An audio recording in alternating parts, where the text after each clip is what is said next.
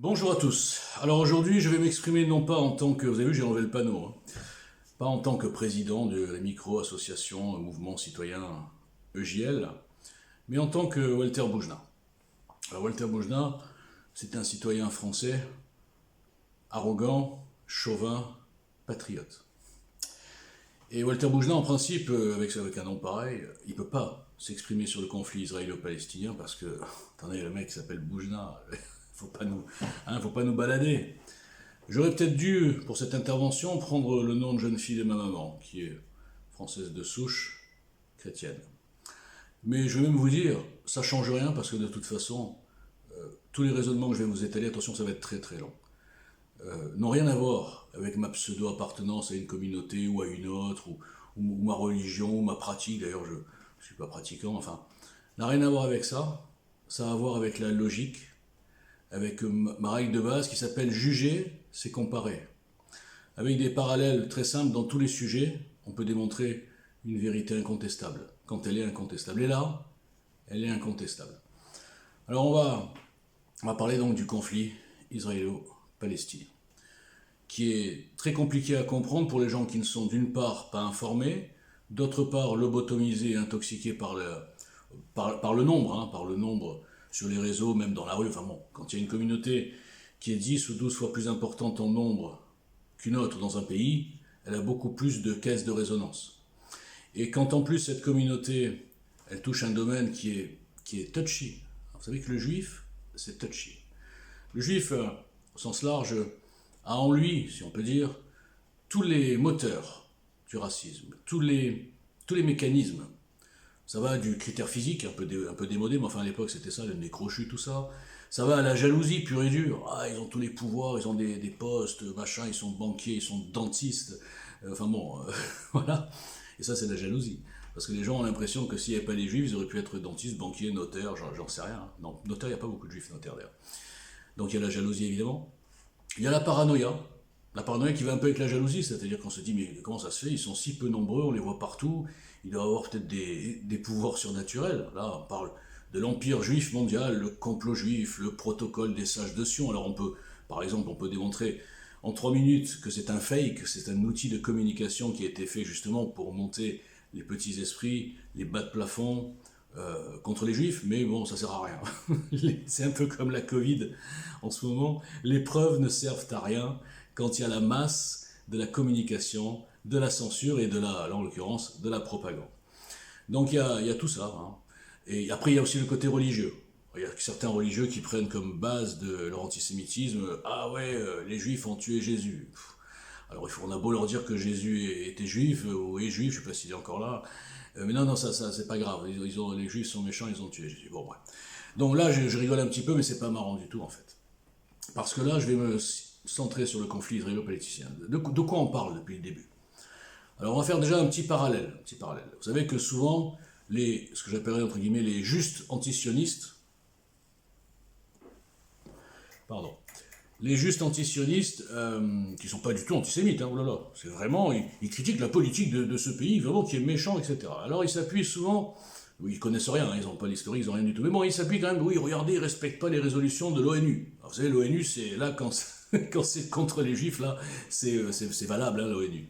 Alors les mêmes, si on leur dit, attends garçon, t'es gentil, mais la résolution de l'ONU, elle a bien dit quand elle a créé cet État, elle a divisé en trois le mandat britannique et elle a bien donné un territoire à Israël. Voilà. Donc si tes amis avaient respecté la résolution de l'ONU initiale, qui est la seule qui compte, les autres c'est accessoire, c'est que des conséquences, ben on n'en serait pas là. Okay, alors là, le mec, comme il ne sait pas quoi répondre, moi j'ai vu des débats, vous savez, même avec des gens intelligents, je me dis, ce conflit, il rend complètement idiot les gens, quoi. Mais de toute façon, c'est pas leur pays, c'est les Palestiniens, c'est la Palestine. Garçon, la Palestine, elle n'a jamais existé. La Palestine, il n'y a jamais eu de pays qui s'appelle Palestine, il n'y a jamais eu de capitale, il n'y a jamais eu de monnaie, il n'y a jamais eu de peuple palestinien, au fond, si on réfléchit bien. Parce qu'on conteste la notion de peuple juif ou peuple israélien, ce que vous voulez. Mais les Palestiniens, c'est quoi? C'est des Syriens, c'est des Jordaniens, c'est des Égyptiens. Ils n'ont rien de spécifique. Qu'ont-ils de différent avec les Égyptiens? La même religion, les mêmes codes, la charia, tout ce que vous voulez, la même langue, le même livre, le mode d'emploi de la conquête, qu'on surnomme le Coran. Qu'est-ce qu'ils ont de différent? Rien. Est-ce que c'est un peuple spécifique? Pas du tout. C'est une région. Ils n'ont d'intérêt pour la communauté musulmane mondiale que de défendre cette idée extraordinaire qu'il ne faut pas qu'il y ait de juifs sur la terre ancestrale des juifs. C'est-à-dire, c'est un truc incroyable quand on y pense, ça fait même plutôt rigoler. Donc l'ONU, c'est fait. Ensuite, on a compris, et même personne, des fois, ils s'offusquent des décisions de l'ONU. Quand l'ONU, par exemple, dit la commission des droits de la femme, on va la donner à l'Arabie Saoudite ou à l'Iran. Il dit, mais c'est pas possible, l'ONU, c'est n'importe quoi, il y a des lobbies musulmans, il y a des machins. Ils sont lucides, là, parce qu'il n'y a pas de juifs. Voilà. Mais après, non, dès que c'est des juifs, ils perdent tout. Bon. Alors ensuite, on a, je rappelle au passage, encore une fois, que cette terre est la terre historique des juifs. Alors on me dit, oui, mais regarde, ils viennent tous d'ailleurs et tout. Oui, mais c'est sûr qu'ils viennent tous d'ailleurs. Enfin, quand il y a eu la création de l'État, il y avait quand même 20% de juifs. Alors évidemment, ils ont pris 25%, enfin on leur a donné 25% du territoire complet. Ah, quelle arnaque. Au lieu de 20, c'est 25. Ça valait le coup tout ça? Bon. Vous avez bien compris que la volonté des Arabes au sens large, enfin de ceux qui manipulent les Arabes ils s'en foutent, trop. Croyez-moi que n'importe quel musulman dans la rue, à part le fait de dire, ah je suis solidaire, mais qu'est-ce qu'ils s'en foutent des Palestiniens? C'est comme si le Français s'occupait des Roumains. Ouais, ils s'en foutent. Voilà.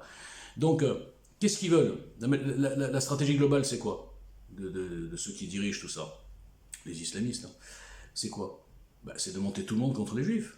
Les faire passer pour les méchants, pour des horribles. Alors, de quoi ils se servent? Mais ils se servent de la même chose que les racailles ou les islamos ici en France se servent. C'est-à-dire la naïveté de, entre guillemets, l'occidental. L'occidental pardon, pas judéo finalement, chrétien, enfin certains, bon, des fois il n'y a pas de religion, des fois il est juste gauchiste, bon bref. Donc l'occidental, il est naïf.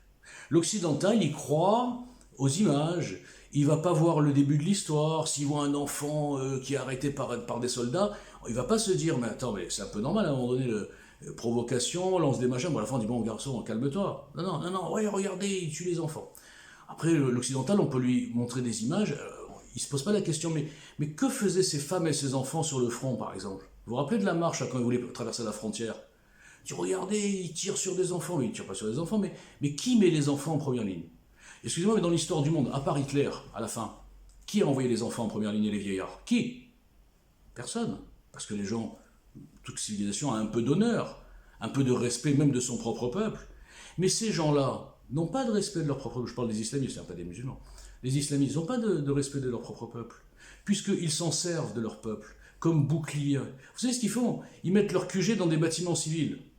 Israël, en plus, ils sont gentils, on l'a vu avec les journalistes, là. Ils préviennent une heure avant. Où avez-vous vu une armée qui prévient une heure avant où elle va frapper? Rien que ça ne vous étonne pas? Ce sont vraiment des monstres. Alors, nos Palestiniens, ils tirent des roquettes sur le toit des immeubles civils, alors qu'ils savent depuis 15 ans, Israël a annoncé la couleur, hein, vous savez, les Israéliens sont un peu comme moi, ils annoncent la couleur toujours.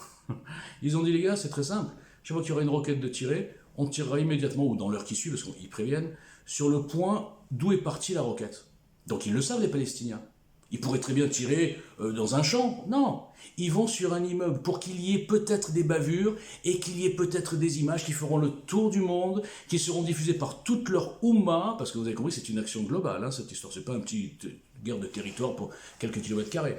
Et toute leur Oumma pourra défiler dans les rues de toutes nos capitales dites chrétiennes à la base, avec des drapeaux palestiniens, avec des morts aux juifs, Allahu Akbar, allons-y, machin. Donc on a dépassé complètement le cadre d'un conflit politique ou territorial, mais personne ne s'en rend compte.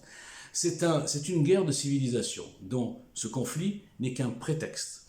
Alors, si vous, les justes antisionistes non musulmans, vous soutenez ça, sans voir l'historique, sans voir où est la crasse et où est la civilisation, sans voir où est la folie furieuse des gens qui élèvent leurs enfants avec le goût de la guerre, du martyr. Ils payent les gens pour que des parents envoient leurs enfants et après ils sont payés toute leur vie. Mais comment vous pouvez croire que c'est de la résistance, ça?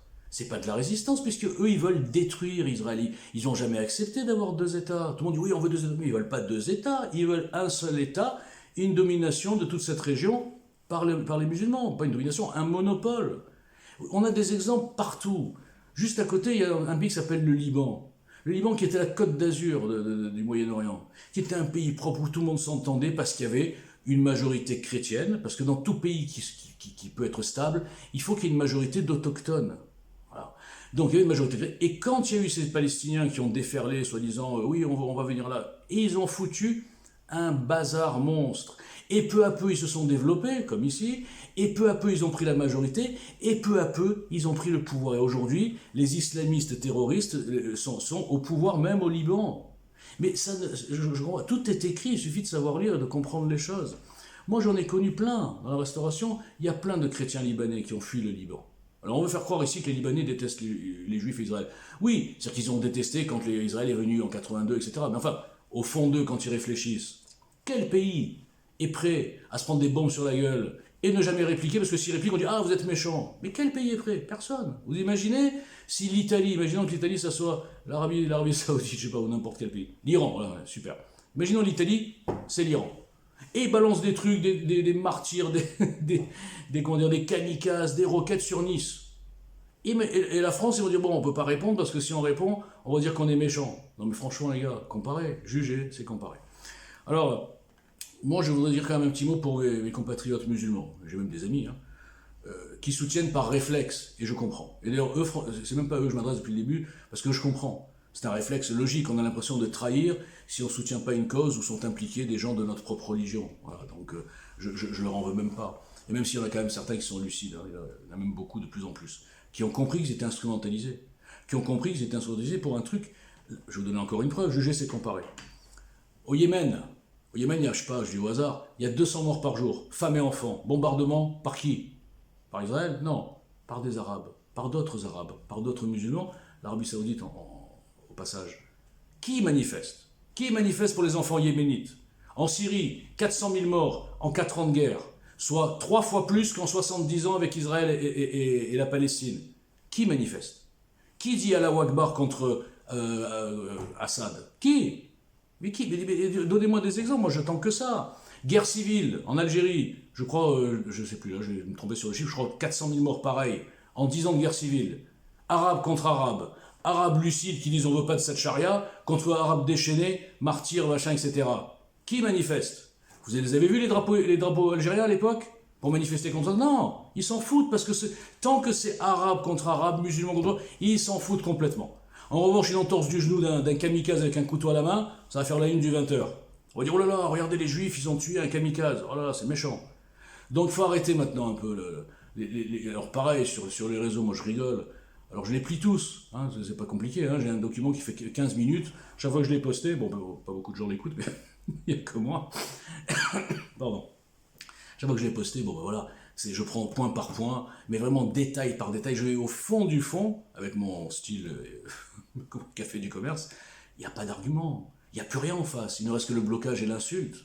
Alors quand dans un débat, vous avez un côté qui n'a que le blocage et l'insulte, ben vous avez compris où est la vérité, je vais abandonner. C'est tellement évident tout ça. Donc bien sûr qu'Israël c'est pas des saints. Qui a dit ça? Personne. Il n'y a pas de blanc, il n'y a pas de noir, il y a beaucoup de gris. Ok. Mais maintenant mettez-vous, jugez c'est comparé, mettez-vous vous là, les islamo-gauchistes là, qui peuvent s'appeler François Mercier ou je sais pas, je dis au hasard, hein, des noms comme ça bien français, qui sont gauchistes et qui se lèvent pour défendre la veuve et l'orphelin. Ok. Imaginez vous naissez dans un pays qui est en guerre, un pays qui est en guerre depuis toute sa vie. Imaginez que vous allez faire 3 ans de service militaire, qu'à tout moment vous pouvez être attaqué, que vous avez un pays petit comme ça, où en 2 jours de perte de bataille vous pouvez perdre la guerre. Hein, c'est pas la France, c'est pas les États-Unis, c'est pas un truc où on a du recul, etc. Imaginez vous êtes entouré de pays ennemis. Imaginez vous êtes luxembourgeois. Voilà, vous êtes très bien, vous habitez à Luxembourg, ok? Et autour vous avez que des gens qui aiment pas les luxembourgeois. Je ne sais pas pourquoi, ils les aiment pas. Ils veulent pas les luxembourgeois en Europe. Et tous les pays autour qui veulent votre mort. Il y en a, dont même certains mettent dans la Constitution destruction de l'État luxembourgeois. Pour qui allez-vous prendre parti, vous, les luxembourgeois? Pour qui? Pour les méchants luxembourgeois qui se défendent, qui sont dans la survie depuis 70 ans? Ou pour tous ceux autour qui veulent les détruire? Enfin, prenez des exemples, les gars. Prenez des exemples, ça devient fatigant de devoir répéter, rabâcher, d'avoir en face des espèces de murs. Quand vous cautionnez les manifestations qui disent mort aux juifs, alors je vais vous donner un autre exemple. Il y a un conflit, je ne sais pas qui, l'Allemagne contre la Russie, peu importe. Non, c'est pas bon ça, ils sont tous les deux plus ou moins chrétiens. Je sais pas, n'importe quel pays chrétien contre un pays musulman. Ok. En Afrique, allez en Afrique, tiens, il y a plein de trucs de tribus, etc. Vous allez sortir, et imaginons c'est que politique. Vous allez dire, à mort tous les musulmans, égorger les femmes des musulmans. Vous allez dire ça, ou vous allez dire à mort Ali, je sais pas qui, n'importe quel mec, le chef en question de ce truc bien ciblé. Alors réfléchissez les gars, ce conflit est instrumentalisé. Vous êtes vous les gauchistes blancs non musulmans qui soutenez tout ça, la France insoumise notamment. Vous êtes des complices. Vous êtes des complices du développement de l'islam, qui s'attaquera d'abord aux juifs et ensuite à vous. Vous croyez que ça marche comment? Comment vous croyez qu'ils finissent tous les collabos, tous les traîtres? Comment ils finissent?